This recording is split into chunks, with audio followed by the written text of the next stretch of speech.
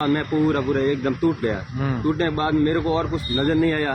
तो वहाँ जो अधिकारी खड़े थे कैन के, उन लोगों ने बोला कि आप सो रहो, आपने को मतलब ये अंतर्राष्ट्रीय मतलब जो डीजल होता है नहीं उसकी आपने चोरी की है, आपको ब्लैक लिस्ट कर दिया है, आपके ऊपर मुकदमा कर देंगे मतलब अंतर्राष्ट्रीय हिसाब से।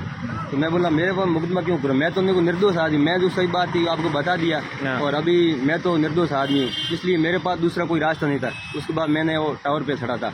टावर दोस्तों अभी जो आपकी मोबाइल की स्क्रीन पर आपको एक युवक नजर आ रहा है, इसका नाम चैनाराम है।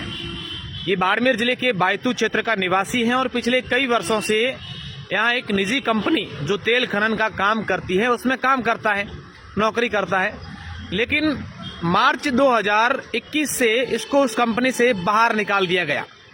कंपनी से बाहर निकाला, फिर इसने पुलिस थाना में मुकदमा भी दर्ज करवाया, कोई कार्रवाई नहीं हुई। तो कंपनी के बाहर एक मोबाइल टावर के ऊपर भी ये चढ़ा था, वो भी हमने आपको खबरें दिखाई थी। अब ये इसका ऐसा भाई का कहना है, इसका नाम चैनाराम है। चैनाराम का कहना है कि मैं राजस्थान के मुख्यमंत्री अशोक गहलोत से लगा करके तमाम नेताओं से मिला हूं, चाहे यहाँ के मंत्री हो, यहाँ के विधायक हो, आरएलपी के नेता हनुमान बेनीवाल हो, यहाँ के कलेक्टर, एसपी, पुलिस थाना अधिकारी, सब लोगों से मिल चुका हूं, लेकिन मेरी कोई कार्यवाही नहीं हो रही। अब इसकी बात पूरी क्या है कि इसको कंपनी से बाहर क्यों निकाला, इसने कंपनी के खिलाफ क्या मामला दर्ज करवाया, ये टावर पर क्यों चढ़ा और इसको मुख्यमंत्री से मिलने की नौबत क्यों आई, इससे ही जानते हैं। अच्छा भैया, क्या हुआ था, क्या नाम है, पहले अपना परिचय दीजिए और पूरी बात बताएं। मेरा नाम है चैनाराम और पिताजी का नाम है सदुला राम जी। मैं खांजी तला और बायतू का रहने वाला हूँ। मैं काफी समय से कंपनी में कार्य करता था, 15 साल से। कौन सी कंपनी थी, क्या था? पहले तो बहुत सारी कंपनियों में कार्य कर चुका हूँ। उसके बाद 2021 में मतलब कंपनी आई थी थर्मेक्स। 2021 में थर्मेक्स कंपनी आई थी, उसमें मैं कार्य कर रहा था। तो थर्मेक्स के 6 महीना मैंने कार्य किया था कंपनी में, थर्मेक्स में। और थर्मेक्स के अधिकारियों की कोई मिली भगत से मेरे को बोला कि आप डीजल जो जनरेटर है, वेस्ट डीजल होता है, वो आता है जनरेटर मतलब एक स्टोव टैंक है उसके अंदर, उसके स्टोव टैंक में आता। तो हम लोगों को बोला कि जो वेस्ट डीजल है वो भर दो। तो पहले कई बार डीजल था वो मतलब बैकवाश पे इसमें डालते थे और उसके बाद हमारे को बोला 2-3 बंदे थे, एक मैं था, 3-4 ऑपरेटर थे और हम लोगों ने मतलब पूरा बैरल भर लिया। बैरल भरने के बाद थर्मस कंपनी गाड़ी थी और गाड़ी हम लोगों ने बैरल लोड कर दिया। लोड करने के बाद में हमारे कोई पता नहीं था और मैं छुट्टी चला गया। उसके बाद उन लोगों को क्या हुआ पता नहीं, वो बोले ऑडिट आई, ऐसा हुआ। मेरे को 2-3 बार बुलाया था मिलने के लिए, कैन के अधिकारी थे और थर्मेस के अधिकारी थे, तो मिलने के लिए मैं भी गया था। और मेरे को मिलने के लिए जाना, उसमें बोला तो सही मैं बात बताई थी भाई। गुड़गांव से ही वीडियो कॉल में उन लोगों ने मीटिंग कराई। मेरे को बोला कि आपने कैसे किया। मैं बोला थर्मेस के अधिकारी थे, सीएम वगैरह, उन्होंने बताया था हमारे का डीजल नहीं कौन है, ये शिफ्ट कर दो। तो हम लोगों ने शिफ्ट कर दिया, नहीं तो कोई बाहर लेके गए और नहीं बात। उसके बाद मेरे को बोला कि आप चले जाओ बाहर। तो फिर मैं गेट के बाहर चला गया और गेट के बाहर चले जाने से मेरे को फिर दूसरे दिन बोला कि आप दूसरे दिन आ जाना। दूसरे दिन मैं वापस आया तो मेरा पंचिंग बंद था और पंचिंग बंद होने से मैंने को पुलिस थाना नागन आया, नर्मदा जी, उसको भी बताया। तो उसने बोला कि वो अधिकारी का मामला है, हम कुछ नहीं कर सकते। उसके बाद मैं पूरा एकदम टूट गया। टूटने के बाद मेरे को और कुछ नजर नहीं आया।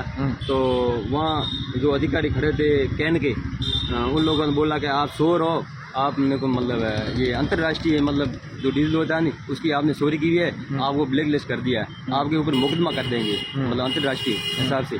तो मैं बोला मेरे पर मुकदमा क्यों करूँ, मैं तो उनको निर्दोष आदमी, मैं जो सही बात थी आपको बता दिया और अभी मैं तो निर्दोष आदमी हूँ, इसलिए मेरे पास दूसरा कोई रास्ता नहीं था। उसके बाद मैंने वो टावर पे चढ़ा था। टावर पे चढ़ने के बाद में नरपतदान जी आए थे और बोला कि आप नीचे आ जाओ, आपको 2-3 अंदर पंचिंग चालू है। मैं बोला सर नीचे कैसे आऊँ, मेरे पे झूठा ब्लेम लगाया और मैंने नहीं तो कोई चोरी किया है और नहीं को मैं कुछ गलत काम किया। मैं 15 साल से कंपनी में कार्य कर रहा हूँ, पहले मैं चोरी कर रहा और मैं चोरी किया तो आप मुकदमा करा सकते हो और बाकी मेरे घर पे जो भी है वो चेक करा सकते हो। मैं चोरी किया, चोरी का कुछ सबूत होगा। तो उसके बाद मेरे कोई नहीं बात सुनी। उसके बाद मेरे को फिर नरपतदान जी बुलाया। उसके बाद नरपतदान जी को सुनी, अधिकारी से बात की, अधिकारी बोले हमारे पास कुछ है नहीं, ये ऊपर का मामला है। फिर मैं राजस्व मंत्री मिला था हरीश चौधरी ने बोला कि कुछ कार्रवाई कराएंगे। तो हरीश चौधरी नरपतदान जी कॉल किया, नरपतदान जी अधिकारी कॉल करते तो अधिकारी को सुनते नहीं है, बस ये बात है। उसके बाद आप किस से मिले हो? मैं हरीश चौधरी मिला था, उसके बाद राजस्व मंत्री मिला हेमाराम चौधरी, सॉरी अपने पर्यावरण मंत्री हेमाराम चौधरी, उससे भी मिले थे।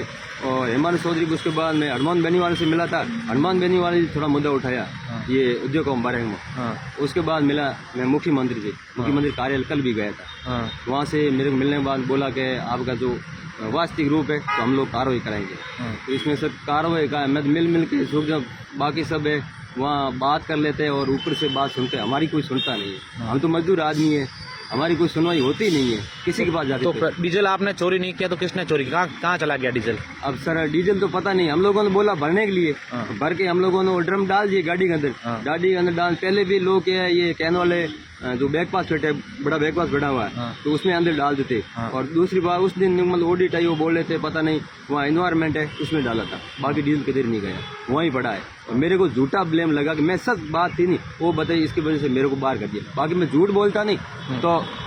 बिल्कुल, देखिए ये चैनाराम है, इसने अपनी पूरी बात बताई है। ये चाहता है कि मेरे कार्रवाई हो, मैं लगातार प्रशासन पुलिस के पास जा रहा हूँ, मेरी कोई कार्रवाई नहीं हो रही है। उम्मीद करते हैं अगर ये सच है, इसकी बात अगर सही है तो इनकी कार्यवाही होनी चाहिए। शुक्रिया।